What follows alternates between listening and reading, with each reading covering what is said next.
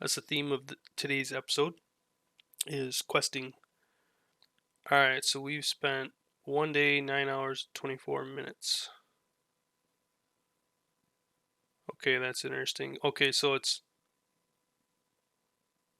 477 days ago, that's when I created this account originally. This is actually my group Ironman account. So this is actually, I think what it's doing is it's pulling my data from my group Ironman account when it was created, not Deadman mode. So like in Deadman mode, I only have roughly 33 hours in, but because of the fact that this is my group Ironman account, it's showing 477 days ago. Alrighty, and there's the first quest done. Misslin Mystery. Got some gems, and that got us level 6 crafting. I also forgot to grab teleport runes, so this would have been a big mistake if I would have actually gotten caught by a PKer. So always make sure you got some teleport runes with you. Don't do what I just did. Alrighty, so I just completed the next step towards Rune Mysteries, getting it completed. I got the package that I needed to bring to Varrock, and while I was at the tower, I also decided to start Imp Catcher. That way, if I see imps here or there, I can just kill them and, passively kind of collect the beads that I'll need to complete that quest eventually. Right now, I'm just heading up to start the Vampire Slayer quest, and then I'll teleport to Varrock after I've started that quest. Just trying to be fairly efficient with doing all my quests. Okay, and there is Rune Mysteries completed. And there is Vampire Slayer completed. Alrighty, and there is Plague City completed. And we got 15 mining from doing that, from 1 to 15. So that's pretty nice. We can already mine iron ore. Okay, and there is Biohazard completed. Before we go for Underground Pass, we'll probably want to do some more agility training. I absolutely hate doing Underground Pass if I don't have at least 60 plus agility. Alrighty, and there is the fight arena completed. One thing to note, when you're doing the fight arena, you don't gain XP inside where the bouncer is inside here, where you're actually killing the bouncer and whatnot. You don't gain any XP while you're in there, so don't go in there with a really low mage level thinking that you're gonna just get your mage level up as you kill them, because you don't get any XP in there. I don't know if this is a new thing or not, but the last time I remember playing Deadman, there was XP in there, but now there is not. So something to keep in mind. One quick tip: if you didn't manage to buy any farming supplies or starting gear before your Deadman mode timer is up or your protection timer is up, you can talk to these gardeners and ask if they can sell you something. And they pretty much sell most of the stuff you'll need, like a bucket of compost, rake, plant pot, watering can, gardening trowel, and a seed dibber. Also, while I was here in Yanil, I picked up my supplies that I'll need for doing the second part of, or the first sub quest or first intro quest, or whatever you want to call it, to the recipe for disaster, which is the Greenman's Ale here in Yanil. And then I also bought this Fernita right here in the store, the cooking store over here. She actually sells potatoes, and you can cook those at level 7. So I bought a couple potatoes and got myself up to 11 cooking, just to help boost up some of my skills. Okay, so this has got to be like the most nerve-wracking cutscene, where it takes like a minute to go through. But there's Monk's Friend completed. On to the next quest. Okay, I think I just ran into my first PKer. Not quite sure though. He was in this building over here. I literally have one step left to finish this quest. I'd like to finish it.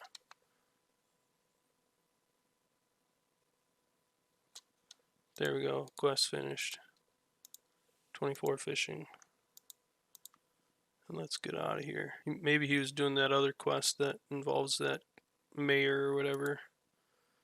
But nevertheless, he was like level 100 and something, 107 or something. So I wasn't willing to risk being in his view.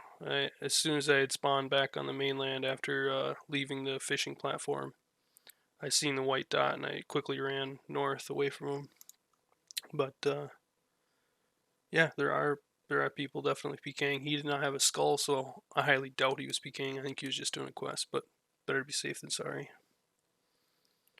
Anyways, we ended up getting 24 fishing from doing that quest, which is really nice. And we're up to 21 completed quests. Now, I haven't personally completed 21. There was a number of them that were already completed.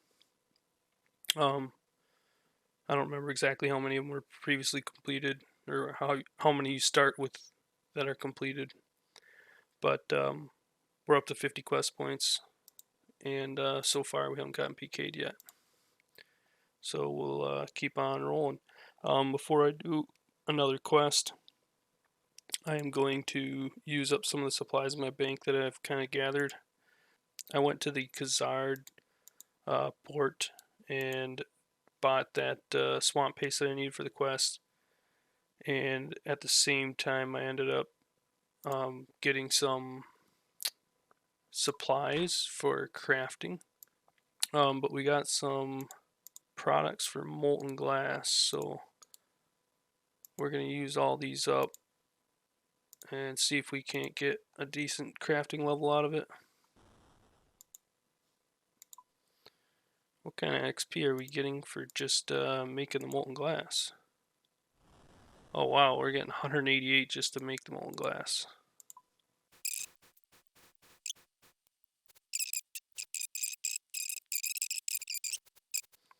There's 20.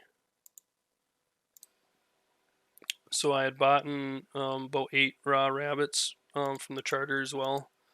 The hope was that I'd get enough cooking levels to hit 20, but I burned so many of them, 3 of them, that I only ended up hitting 16. So what I'm going to have to do is I'll end up doing Gnome Stronghold. I'm going to go to the Gnome Stronghold and do some gnome cooking just to get my cooking up a little bit, and then I'm going to go hit up fishing. I'm going to go do some fishing for a bit because I invested in these feathers and I don't want to, like if I died, I don't want to have these disappear out of my bank. I want to use this XP up while I have it, so I'm going to go and catch these and cook them all, and that should bring my fishing and cooking up quite a bit.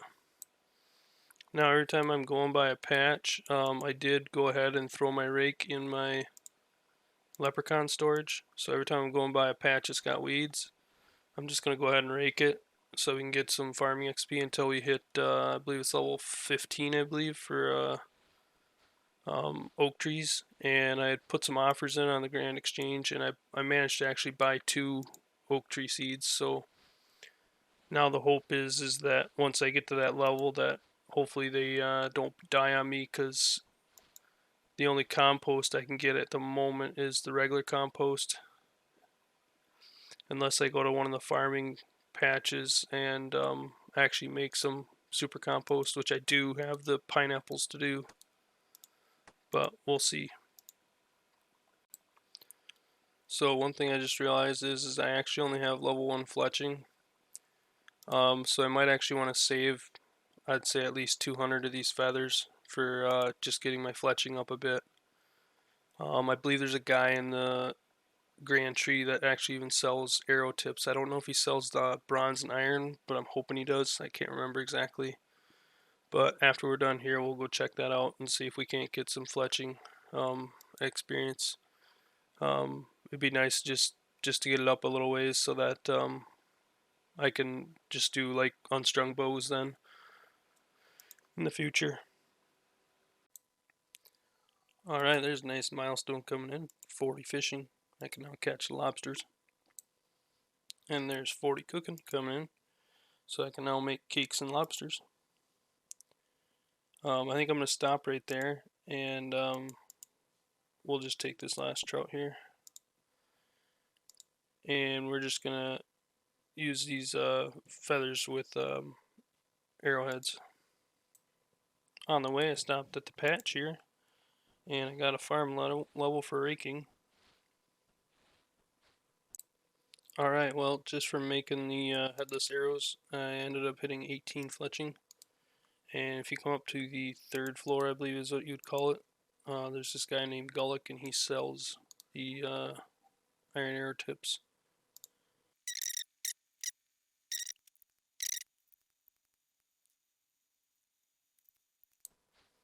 Raked another patch, and we're up to level 7 farming now. Had a random event, got myself a book of knowledge, so we're going to go ahead and throw that in an herb lore. And we got level 21 herb lore. Nice. Alrighty, and there's level 30 fletching. So now we can make these steel arrows. Alright, well, it looks like we finished off with level 32 fletching. Alrighty, and there's the first part of Recipe for Disaster completed. And we're up to 51 quest points. Alrighty, and there is the fishing contest completed. And that brought us up to 41 fishing.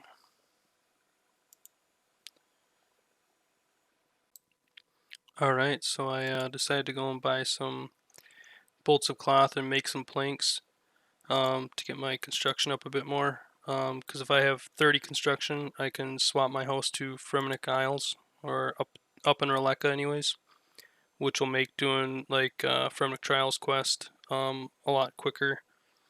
And there's also like the dwarf quests too, that it's a closer access point to. I really don't care about the layout. The whole point of building the bedrooms is just so that I can be able to hire a servant. So we're just going to make cheap beds in each one. And that way, making planks in the future is 100% safe then. I don't have to go out into an unsafe zone to be able to do it then. Alright, so I ended up moving my house to Roleka so I can do the Fremenic Trials quest. But to be able to do that, I feel like I'm going to need a ring of recoil, and I haven't been able to buy one off the GE, so the plan is to go and get the smithing levels, and to do that, I'm going to actually go and start the Giant Dwarf quest to get access to Blast Furnace and buy my ores from there and get my smithing up, and at the same time I'll also get my crafting up because I'll buy silver ores there as well. And literally the longest cutscene in all of quest history is the Giant Dwarf cutscene. I really wish they could give you an option someplace on the screen to just skip cutscene, but who knows, maybe JGX will implement that eventually. Alright, we finished buying our ores. We used all the money that we had, and we ended up getting a grand total of 97 bronze bars, and I'll make a few of these into steel bars, but then probably over 100 iron bars, 114 silver, and then 4 gold bars. And the whole reason I bought so many bronze bars is because I had bought some early on in the GE, from the GE, and I paid 500 gold each. So my thoughts is that maybe I can recoup some of the money that I spent on all this by making these extra bronze bars and selling them for say 400 or 450 each in the GE. And maybe I'll be able to break even with how much I spent. I might be able to make it back by making these 100 bars. We'll see. Now, I could have actually smelted these at the blast furnace. However, it costs money to actually use the blast furnace, and having prior knowledge using, this is the same account that I use as my group iron account. It actually is kind of expensive starting out, so, and especially since I'm going to be doing a lot of bronze bars anyways, it would have been kind of a waste. Maybe it would have been smart for the iron bars because then I wouldn't have wasted so many of the iron bars. But for the bronze bars or steel bars, it's probably, well, actually, steel bars you'd save 1 coal, so you might save a little bit of money, but it costs more than what it's usually worth, I feel like, until you get a little bit higher smithing level, like 60, because then it's free to use. Otherwise, it's kind of expensive. Alright, there's a nice milestone coming in, level 40 crafting. And I still got, I think, one more inventory full of silver bars to do. And smithing is up to 32. Alrighty, and there we go. We've finally hit our level 40 smithing. Alright, so I ended up selling those bronze bars for just under 500 each. So I bought some additional gold ore, and we'll make a couple of rings of recoil and some games necklaces and some dueling rings, just so that we have more of them available for faster transportation to different locations. I still do need to hit 42 crafting to be able to make a fishbowl for one of the RFD subquests. But I think I'll get it after making these into the rings and jewelry. And sure enough, we ended up hitting 42 crafting, so now we can make the fishbowl. Just going ahead and thieving from the upstairs chest in Ardone to get the free raw shark that I'll need for Fremnic Isles. Just a tip in case anybody else needs it. I believe it's 72 thieving you need to thieve from that chest, and you do need a lockpick, I believe, to get into the area or into that room. Ooh, I got kind of lucky. It only took like 4 or 5 kills to get my lyre. And there it is. Fremnic trials completed. We're up to 55 quest points.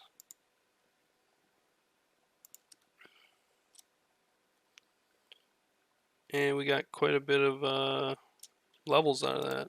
We're at 976 total level now. Now, there's a trick to being able to safely get to a bank, or fairly safely get to a bank. And that just involves starting Fremnic Isles, or a close bank anyways, instead of using a home teleport. For instance, like I just used my home teleport to go back to, after Pier the Seer, you deposit all your items. So then I had to use my home teleport to go back to get my items that I was going to need for doing the last part of the quest. So then you just come over here and you talk to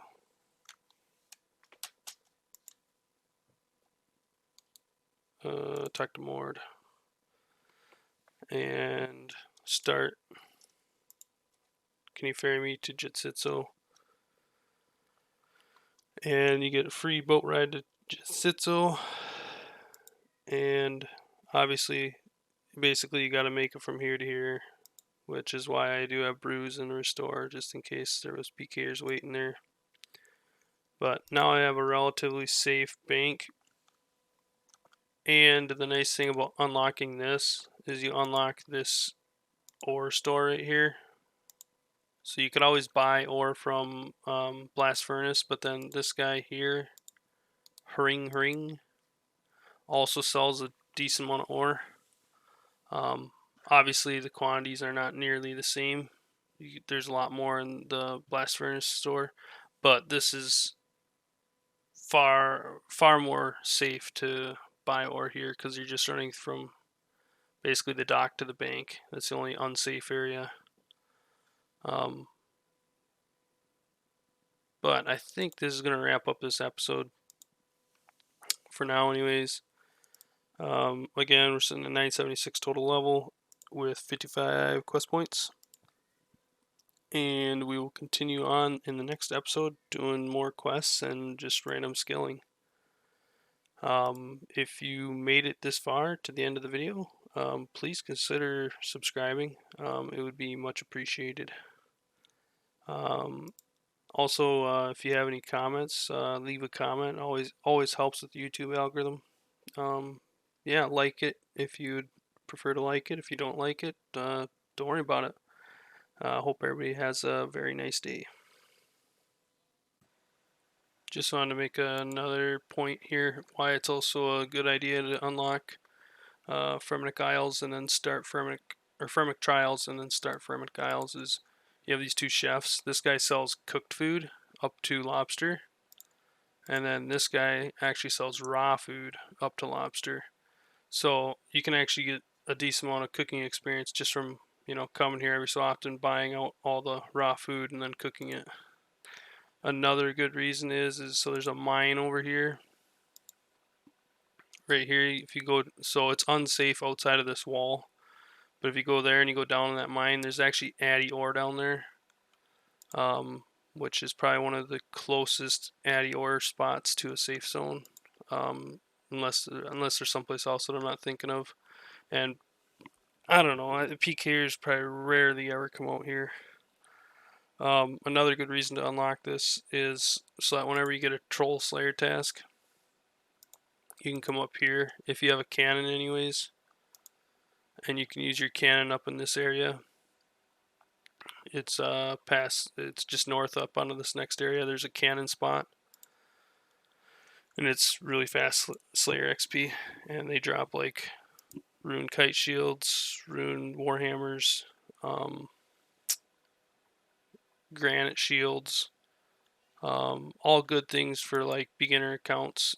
Obviously, if you got a rune kite shield, it would elk for like 39k or 36k, whatever it is. I can't remember exactly. But yeah, just there's quite a few benefits. Also, when you're doing the Fremennik Isles quest, you have the option to pay for this lady's taxes on her windows, I believe it is. And if you do that after you're done with the quest, you can come back and actually talk to her, and then you can trade her. It's a store that actually sells cured yak hides and uncured yak hides. I believe there's like 100 in stock normally, and I think they're like fairly reasonable priced for crafting XP. I think it's like 50 GP each, I think, or something like that. I can't remember exactly. But yeah, you can buy like up to 100 of them, so it's a bunch of free crafting XP.